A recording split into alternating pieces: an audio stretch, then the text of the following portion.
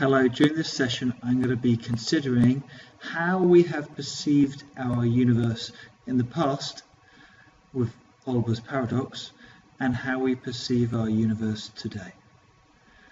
So let's start off with the past. Olber's paradox is named after Heinrich Wilhelm Olber, who is a German astronomer, and it's also called the dark night sky paradox. And it argues that it's odd that our night is dark when some of the assumptions we have for the universe at the time were maintained. Now these assumptions, Newton's assumptions as it happened, this is the premise, is that the universe is infinite, the universe is uniform, and the universe is static. So if we expand on that, it means that if the universe is infinite in size, it goes on forever. The stars fills the universe uniformly, and each star has a set luminosity. It doesn't really change in any way. So these are the old premises of our universe.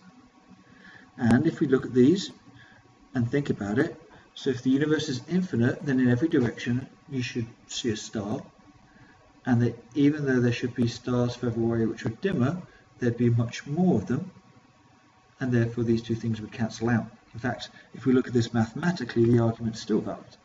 If we think of a sphere, distance r from us, and this is one shell, okay, the shell of this sphere, the brightness of one star in this shell is proportional to 1 over r squared, but the number of stars in a shell of thickness t is also proportional to r squared.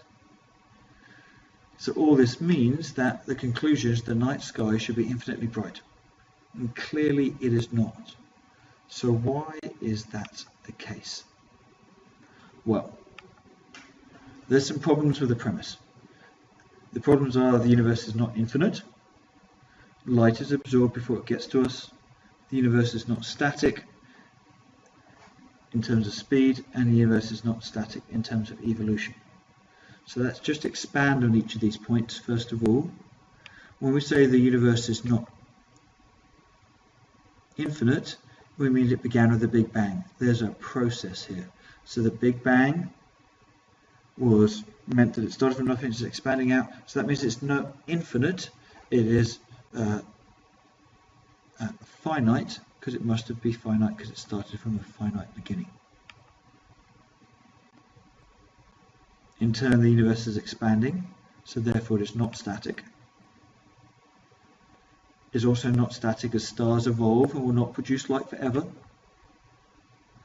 And light is absorbed, but if light is absorbed, it warms up the object and so re-radiates in lots of different directions, which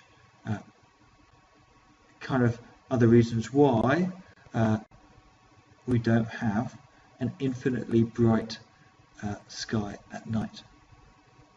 So there's the old thinking and the fact this is fixed with some new ideas. Now the new ideas have led to us to have some cosmological principles, some features which we think are absolute for our universe. We have the homogeneity principle, which means on a large scale the universe looks uniform, and the isotropic principle, which not one direction is special in comparison with another direction. Notice I put principle 1 at the top there. We'll ignore that for now. So if I expand on those 2 points a little bit, the implications of the homogeneity principle is that the universe has no edge. If it had an edge, it would look different if you're close to the edge as from far away from the edge. So that eliminates the idea of an edge of the universe.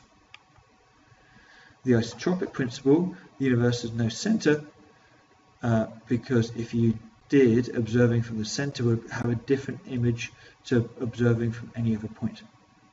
And the cosmological principle means that in whatever direction we look at, the distribution of objects should be pretty much similar. So there's my final cosmological joke, but these are things to think about when considering how we've perceived our universe over time. I hope that helps.